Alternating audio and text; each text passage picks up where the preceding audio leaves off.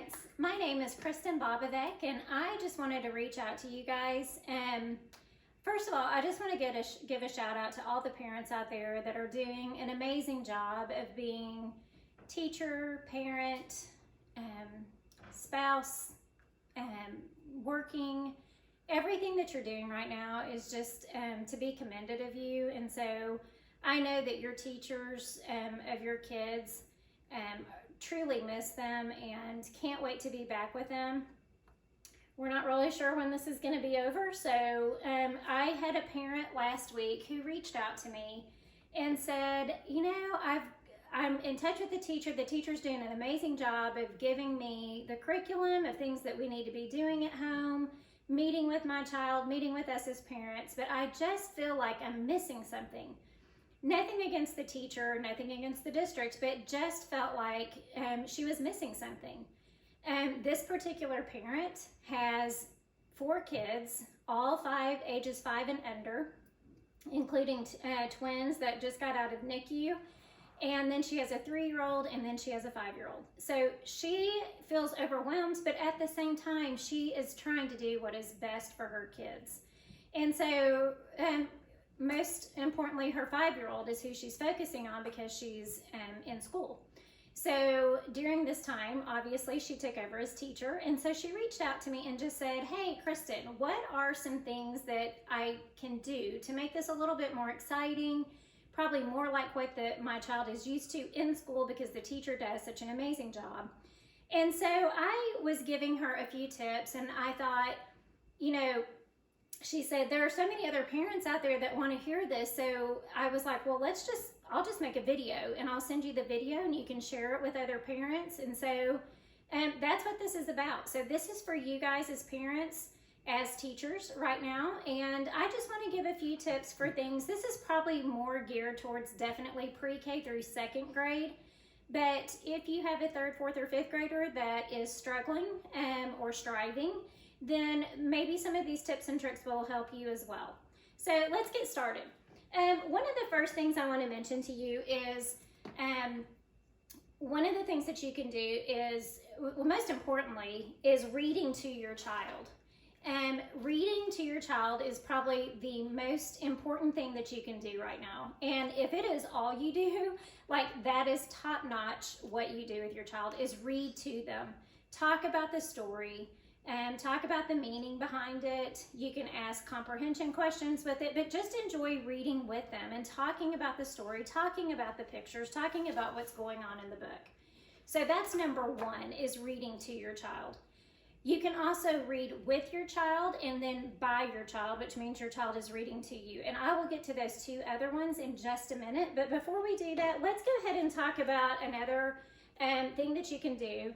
If you'll notice these labels up here, one of the things that you can do is label things around your house, like wall, dishwasher, bathtub, television, all the things around your house. Put labels on those. And you don't have to have sentence strips like this. You can just use printer paper, copy paper, whatever, notebook paper, whatever you want to use. Just label things around your house and let your child read them to you or read them with them. So labels are very important. And then also, if you happen to have like a ball or just a golf ball or a tennis ball, it doesn't have to be anything fancy. It can even just be an object, a lightweight object. You don't want it to be heavy.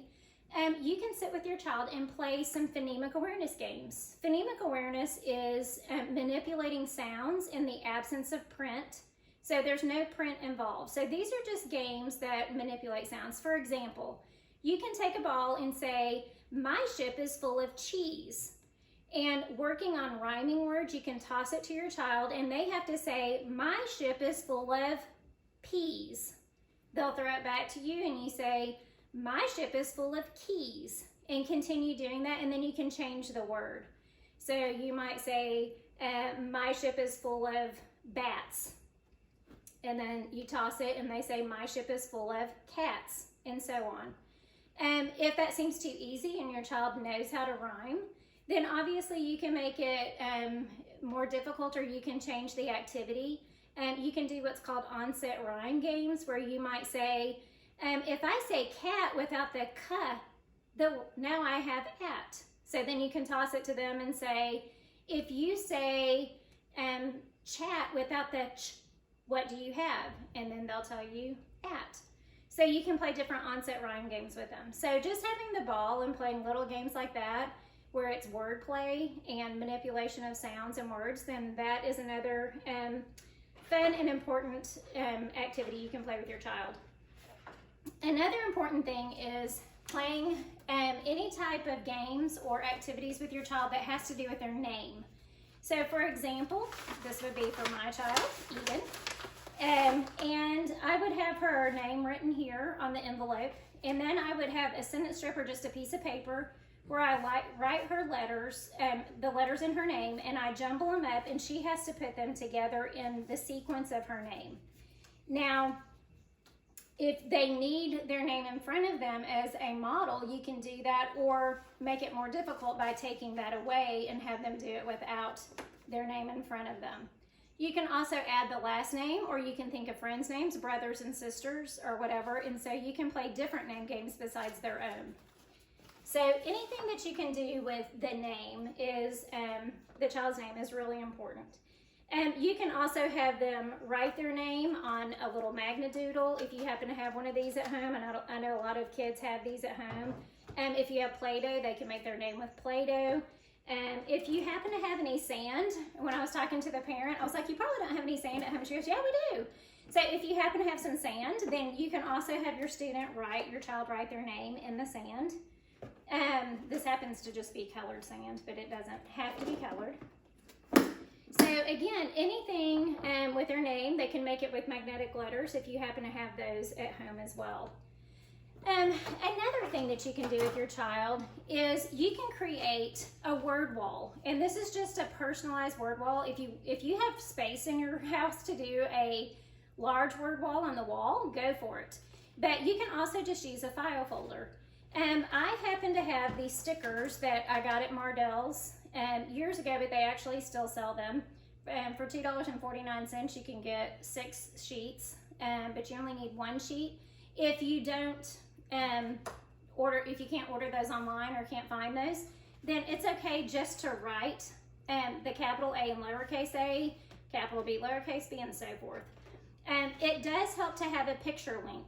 So for younger children, it helps for them to have some kind of picture. So I don't know if you can't find stickers or anything, then it might help if you like draw a little picture, or maybe get a small picture online and print it and put it next to the letters. This actually goes through X, and then on the back it has Y and Z. As you can see, this is pretty empty. There's on the back I do have, or let's see, where was it? Yes, I have the word the and I have the word have on here. Eventually, it might look something like this, to where you have multiple words, up to 100, between 50 and 100 probably, high frequency words. So high frequency words are words that students come across, or that we come across in reading, that we come across frequently, like the word a, or the word the, or the word can, is, to, me, we, by, she, he. So you kind of get the idea.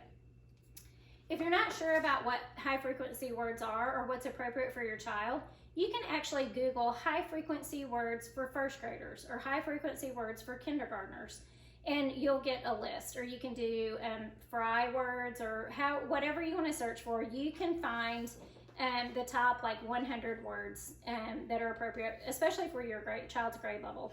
If you'll notice, I wrote in black ink and then wrote around drew the configuration of the word in a different color.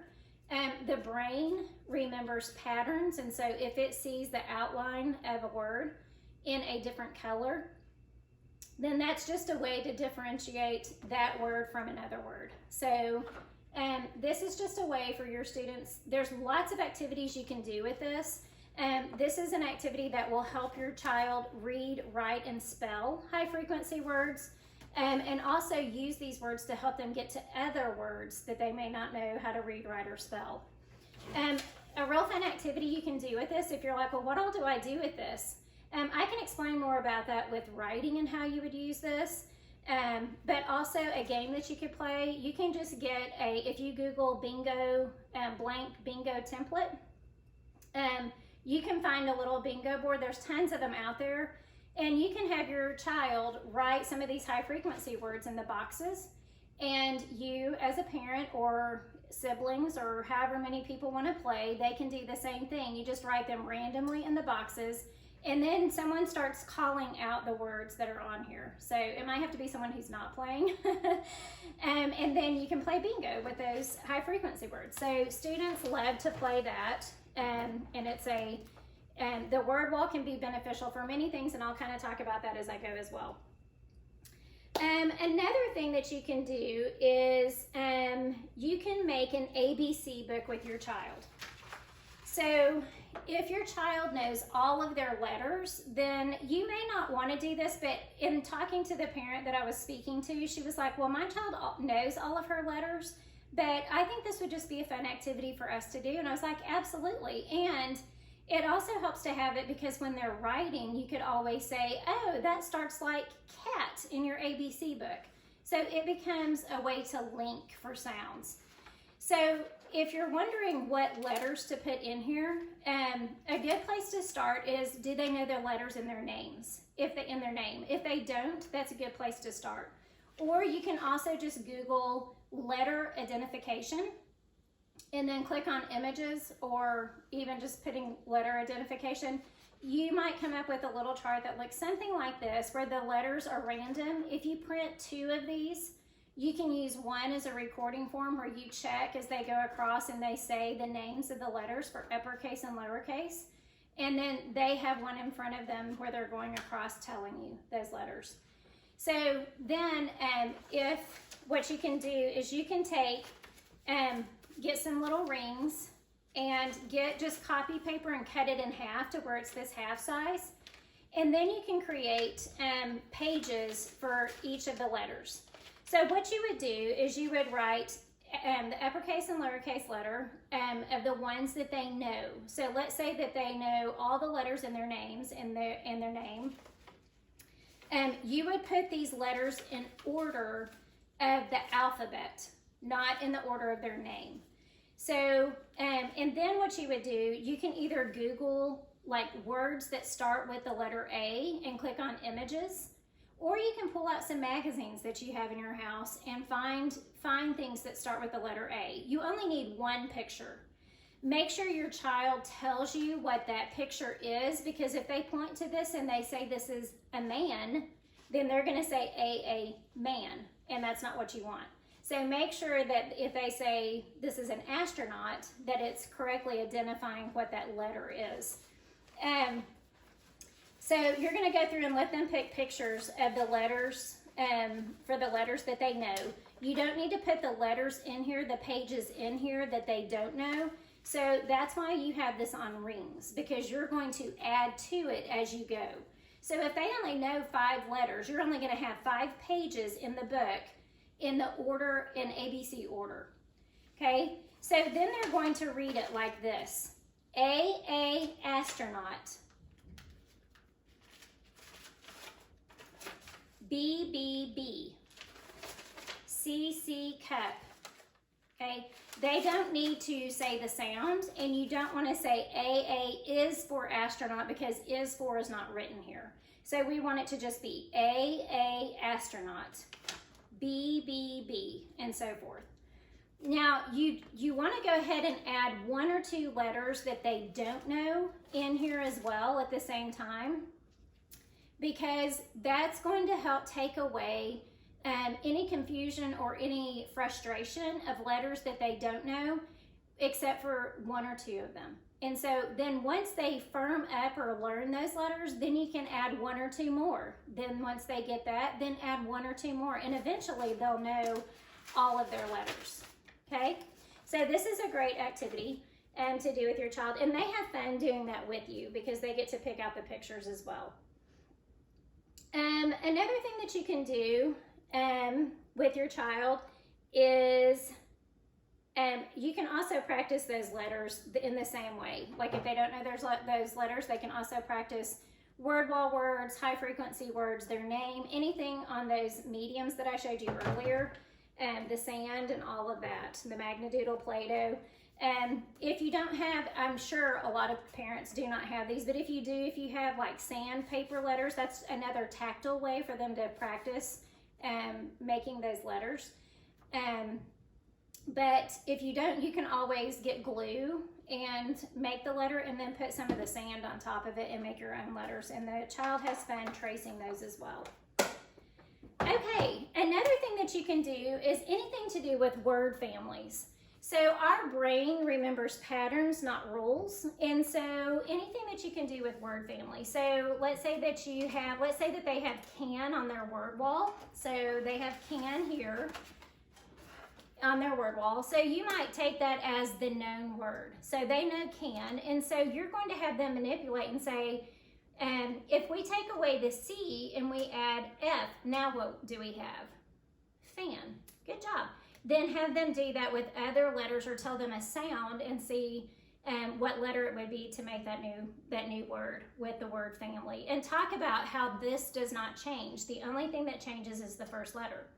If that seems too easy for your child, then you can up the ante and you can do something like plan, like with blends. So you could do plan, or you can even do plant. And then if you take away the P and add an S, now you have slant. So you can make this more difficult based on your student's needs, your child's needs. If you don't have magnetic letters or a dry erase board like this, or you don't have dry erase markers, then you can just do this with paper and pencil. It doesn't have to be anything fancy. So I mentioned that reading to, with, and by are important. Well, one of those things is reading with your child.